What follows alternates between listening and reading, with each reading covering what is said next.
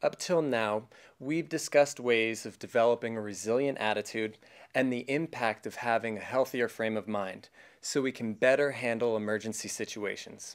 What ties all of this together is developing realistic plans that enable you to be prepared in the event of a major crisis. While no one wants to think about a serious upheaval by way of a pandemic or disaster, we still need to be ready. Having plans in place makes coping easier and can give us more of a sense of control. In fact, there are two different scenarios which we have to prepare for.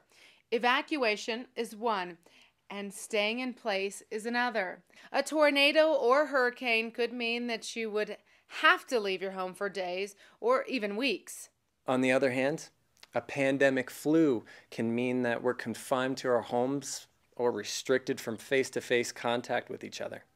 Start with a communication plan, just knowing in advance how family members will contact each other if you become separated will provide real peace of mind. If possible, have an out of state contact who can serve as a central communication point for all family members. And while most of us seem to rely on cell phones, they are not always going to work, especially in large scale disasters. Think of what a relief it would be to get in touch with family members just so you could hear their voice and know they're safe.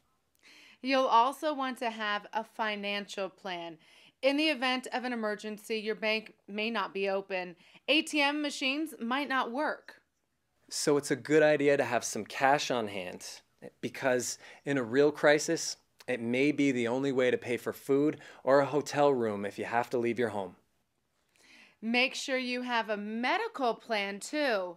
Look, everybody's medical needs are different, but having a supply of your own medication available and ready to go at a moment's notice could mean an added assurance that you will be able to follow your daily medical routine. You'll also want to have copies of your prescriptions and other important medical documents.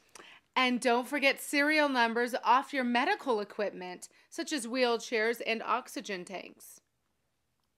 Speaking of documents, you'll want to have a document plan as well. This could include bank or credit card account numbers, insurance policies, and social security number.